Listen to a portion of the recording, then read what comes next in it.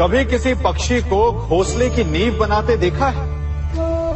अथक परिश्रम करके तिनका तिनका बिटोर कर वो पक्षी अपना घोंसला बनाता है, अपनी संतान के लिए एक सुरक्षित घर बनाता है। और फिर कहीं से तीव्र आंधी आती है, भारी वर्षा होती है और उसका घोंसला तिनका तिनका करके बिखर जाता है। फिर वो पक्षी क्या करता है? वो रोता नहीं, ना ही विलाप करता है। वो बिना विलंब करे फिर से अपना घोंसला बनाना प्रारंभ कर देता है और सफलता पाता है। फिर हम क्यों छोटी छोटी असफलता से भयभीत होकर परिश्रम करना छोड़ देते हैं? एक बात सदा स्मरण रखिएगा, हर वृक्ष कुल्हाड़ी की एक मार से नीचे नहीं गिरता, हर चट्टान घन के एक प्रहार से नहीं टूटती। सफलता पाने के लिए अनावरत परिश्रम करना ही मात्र एक मार्ग है। स्वीकारण, सत्य का स्वीकारण मनुष्य के लिए बहुत ही महत्वपूर्ण है। जब तक मनुष्य सत्य को स्वीकार नहीं करता, उसे असत्य से लड़ने की शक्ति प्राप्त नहीं होती। जब आप भोजन करते हैं तो क्या होता है? आपका पेट स्वीकारता है कि वो भर चुका है और आप भोजन करना बंद कर देते हैं। जब आपको निद्रा आती है तो क्या होता है? आपका मन स्वीकारता है कि आपका शरीर थक चुका है और उसे विश्राम की आवश्यकता है। उसी प्रकार जब आपको किसी व्यसन को रोकना हो तो आपको स्वीकारना पड़ता है कि बहुत हो चुका, चाहे वो लालच हो या मदिरापान।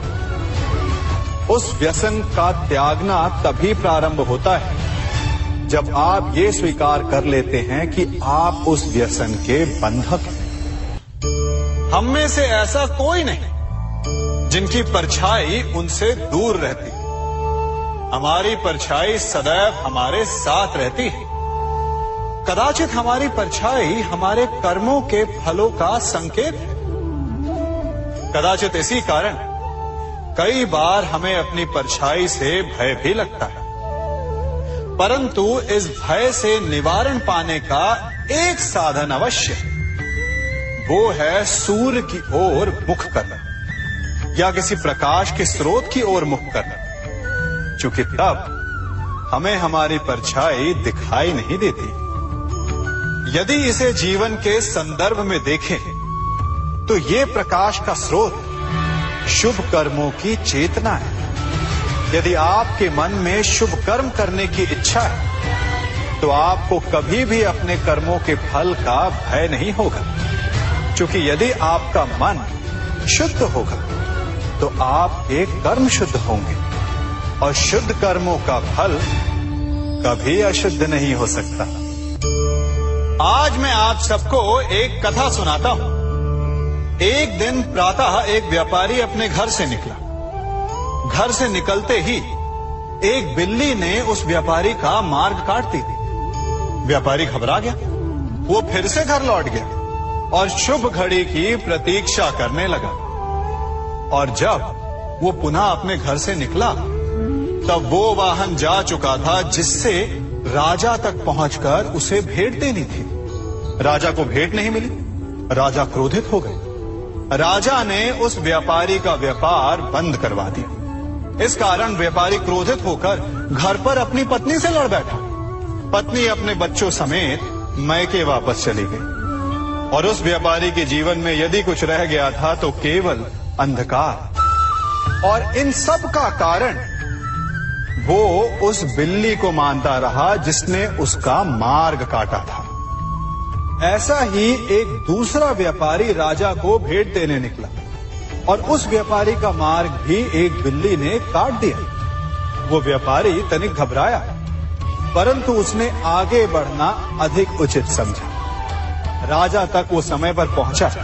उसने राजा को भेंट दी। राजा प्रसन्न हुए और राजा ने व्यापारी को अपना व्यापार बढ़ाने की अनुमति दी, स्वर्ण आभूषण दी। जब व्यापारी घर पर पहुंचा तो पत्नी को आभूषण और अपने बच्चों को देने के लिए वस्त्र थे उसके पास। हर ओर प्रसन्नता थी। समझ रहे हैं ना, दोनों के साथ एक ही प्रकार की घटना हुई, परंतु दोनों की प्रतिक्रिया भिन्न थी। ऐसा ही हमारा जीवन भी है। हमारे जीवन में प्रारब्ध का अपना स्थान है, परंतु उससे कई अधिक महत्वपूर्ण हमारी प्रतिक्रिया, हमारे सोच का प्रभाव है। क्योंकि यही हमारे जीवन को आकार देते हैं। इसलिए अपनी सोच को सकारात्मक रखिए। आपका जीवन सदैव आनंदमय रहेगा। आप इन दो पात्रों को देख रहे हैं। मेरे इस पात्र में जल है और ये पात्र मिष्ठान से भरा हुआ है। दोनों ही पात्र भरे हैं, परंतु देखिए, मिश्री को जल में मिला दिया, जल ने मिश्री को अपना लिया, मिश्री ने अपना अस्तित्व खो दिया। परंतु जल को अभिमान है कि उसका अस्तित्व अभी भी बना हुआ है। परंतु जो इस जल को चखेगा उसे अवश्य पता चल जाएगा कि ये जल अब वो जल नहीं रहा, ये अब शरबत बन गया। हमारा त्याग, हमारे बलिदान भी ऐसे ही होते हैं। जो इस बात को अनुभव करते हैं वो समझ सकते हैं कि कैसे हमने समय की धारा को बदल दिया। जो बलिदान देते हैं उनका अस्तित्व कभी नष्ट नहीं होता, अपितु उनका बलिदान संसार में कुछ ना कुछ परिवर्तन अवश्य लाता है। हम सभी कभी न कभी, कहीं न कहीं अपने जीवन में यात्रा अवश्य करते हैं। हमारी यात्रा में कभी पक्के रास्ते आते हैं तो कभी कच्चे रास्ते। पक्के रास्ते मनुष्य बनाता है और कच्चे रास्ते जानते हैं कैसे बनते हैं? चलते चलते बन जाते हैं। जब लोग एक स्थान से जाते हैं तो पैरों के दबाव से नीचे की घास कुचल जाती है। बार बार उस मार्ग से जाने से धीरे धीरे मार्ग स्वतः ही बन जाता है। और यही जीवन है, यही नियति है। जब आपके जीवन में आपको मार्ग ना मिले तो रुकिए नहीं, आगे बढ़ते रहिए और आपके पैरों के दबाव से मार्ग स्वतः ही बन जाएगा। हम सभी अपने जीवन में सफलता चाहते हैं, है ना? उसके लिए हम रात दिन परिश्रम करते हैं, कड़ी मेहनत करते हैं, परंतु फिर भी असफल हो जाते हैं। परंतु ऐसा क्यों होता है? कभी सोचा आप सबने? क्योंकि सफलता पाने का मंत्र बड़ा कठिन नहीं, बड़ा सरल है। उचित विचार, उचित समय, उचित स्थान पर उचित प्रहार। जब आपके विचार, समय, स्थान और प्रहार यानी परिश्रम उचित है तो सफलता आप ही को मिलेगी। जिस प्रकार एक लोहार लोहे से कुछ बनाते समय उस लोहे के सही ताप तक के आने की प्रतीक्षा करता है और समय आने पर उचित स्थान पर पर्याप्त बल से प्रहार करता है और लोहा आकार ले लेता है, ठीक उसी प्रकार आपकी सफलता भी आकार लेती है। हम सभी को अपने जीवन में कभी ना कभी निराशा मिलती है, असफलता मिलती है और अधिकतर लोग इसके पश्चात भाग्य का रोना लेकर बैठ जाते हैं। कुछ कहते हैं कि जिस स्थान पर मैं हूं उससे कई ऊंचे स्थान पर होने के योग्य था, परंतु नहीं जा पाया। किसी को पीड़ा है कि उसे जो मिलना चाहिए था वो उसे नहीं मिला, भाग्य ही बुरा था। भाग्य क्या होता है? भाग्य वन में खिला पुष्प देवताओं को चढ़ाया जाएगा या किसी सुंदरी की वेणी में वो सजेगा या फिर उसे कुचलकर उत्पाद बना दिया जाएगा। ये सब एक पुष्प के नियंत्रण में नहीं होता, परंतु जब तक उस पुष्प का अस्तित्व है सुगंध बिखेरना उसके वश में अवश्य है। परंतु भाग्य हमारे वश में नहीं, और जो हमारे वश में नहीं उसके लिए दुखी होने से क्या होगा। कर्म पर वश है, वो कीजिए और धीरे धीरे भाग्य आपके वश में आ जाएगा, क्योंकि कर्म ही प्रधान है। सम्मान, मनुष्य के जीवन में सम्मान का बहुत अधिक महत्व है।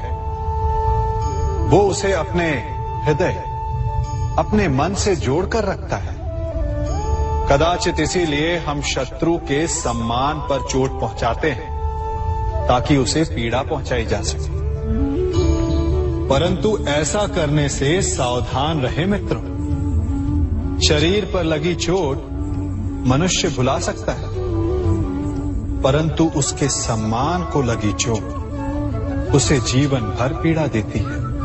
और स्त्री के मान सम्मान पर लगी चोट उसे उस सीमा तक ले जाती है जहां उसे केवल प्रतिशोध दिखाई देता है। यदि अपने शत्रुओं को जीतना है तो प्रेम से जीतिए, अपने कर्मों से जीतिए। उन्हें अनुभव करवाइए कि उनसे भूल हुई है। किसी के सम्मान को ऐसी चोट ना पहुंचाइए कि वो आपका नाश करने पर उतरा है। स्मरण रखें, किसी का अपमान करके आपके हृदय को कदाचित थोड़ा संतोष आ जाए, परंतु उस अपमान से आप कई हृदयों को आघात पहुंचाते हैं और अपने लिए एक शत्रु और बढ़ा लेते हैं। हम सब शीघ्र ही सफलता चाहते हैं, ढेर सारी संपत्ति और सुख चाहते हैं, और ऐसे में कई बार हम छोटे मार्गों का चयन कर लेते हैं। वो मार्ग जिनमें परिश्रम नहीं होता, जिनमें होता है तो केवल छल, कुटिलता और भाग्य का सहारा। जैसे कि जुआ। कोई जुए के खेल में धन लगाता है, कोई दांव लगाता है और ये भूल जाता है कि जुआ ऐसा दलदल है कि जिसमें एक बार गिरे तो सर्वनाश से पहले निकलना असंभव है। यदि आप जीते तो और जीतने की भूख बढ़ जाएगी, और यदि आप कुछ हार बैठे तो उसे पुनः पाने के लिए आप फिर से खेलेंगे। मनुष्य को ये आभास ही नहीं होता कि अपनी संपत्ति के साथ साथ वो अपनी मानवता, अपने संस्कार, अपना धर्म और अपना उत्तरदायित्व तक सभी जुए की भेंट चढ़ा देता है। इसलिए कुछ पाना है तो परिश्रम से पाओ। यदि कुछ जुए में जीता तो वो उतना शीघ्र ही खो दोगे, चूंकि उसे परिश्रम से पाया नहीं गया है, और उसकी रक्षा करने के लिए आपके मन में स्वाभाविक प्रयास भी नहीं होंगे। क्षमा बढ़न को चाहिए, छुट्टन को उत्पाद। क्षमा इस संसार में शांति का, सुख का मूल आधार है। क्षमा आपके मन से प्रतिशोध और शत्रुता जैसे भावों को समाप्त करती है। परंतु क्या हर स्थान पर क्षमा आवश्यक है? क्या प्रत्येक का अपराध क्षमा करने के योग्य होता है? नहीं। कभी कभी उसे क्षमा करके हम उस व्यक्ति को और बड़ा अपराध करने की प्रेरणा देते हैं, और ऐसा ही अपराध है स्त्री का मान भंग करना, जिसमें क्षमा की कोई अवस्था नहीं।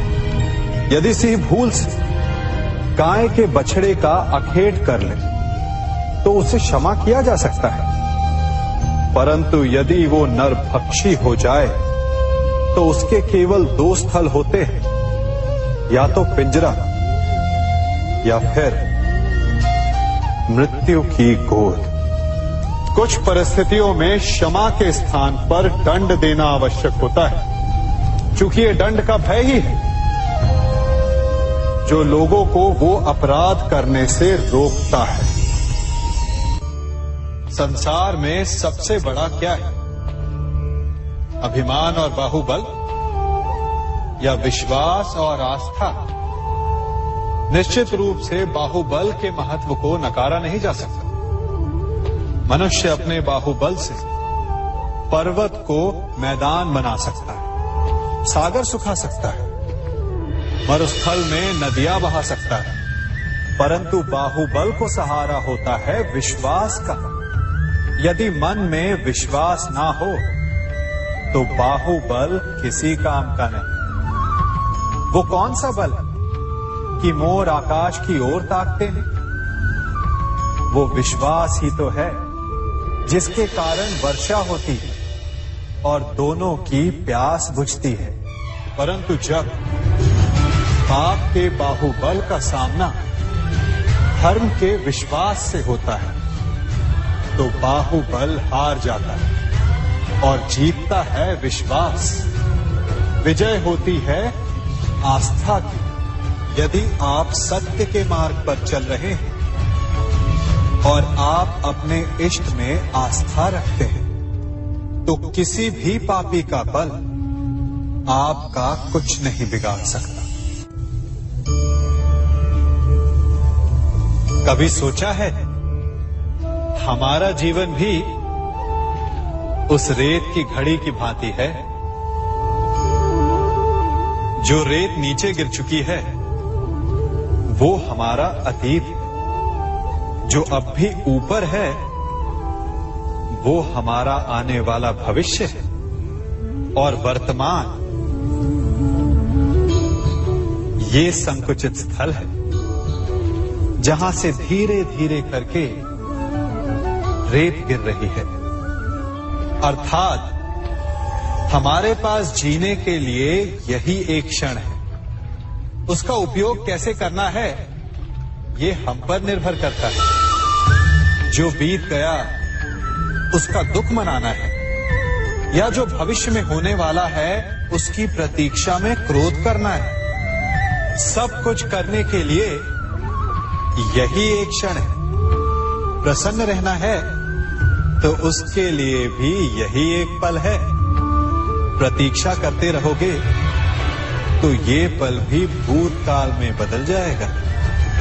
इसलिए आनंद के लिए, परोपकार के लिए प्रतीक्षा ना कीजिए। आपके पास जो पल है उनका भरपूर सदुपयोग कीजिए, क्योंकि इस घड़ी को पलटकर आप फिर से समय अवश्य गिन सकते हैं, परंतु अपना बीता हुआ समय आप वापस नहीं लौटा पाएंगे।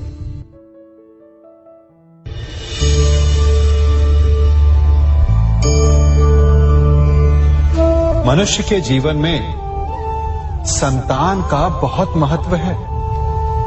उस संतान के लिए वो कितने कष्ट सहता है, उसे पालता है, पोसता है, और यदि यही संतान संताप का कारण बन जाए तो क्या ये उसका दोष है? अधिकतर ये दोष हमारे लालन पालन का होता है। बचपन में बालक के हठ को मानकर हमें आनंद की अनुभूति अवश्य होती है, परंतु धीरे धीरे अपने बालक के हठ को मानकर उसके हठ के दास हो जाते हैं। एक हठी उद्दंड और असंस्कारी संतान उस सूखे वृक्ष के समान होती है कि यदि जिसमें आग लग जाए तो वो सारे वन को भस्म कर डाले।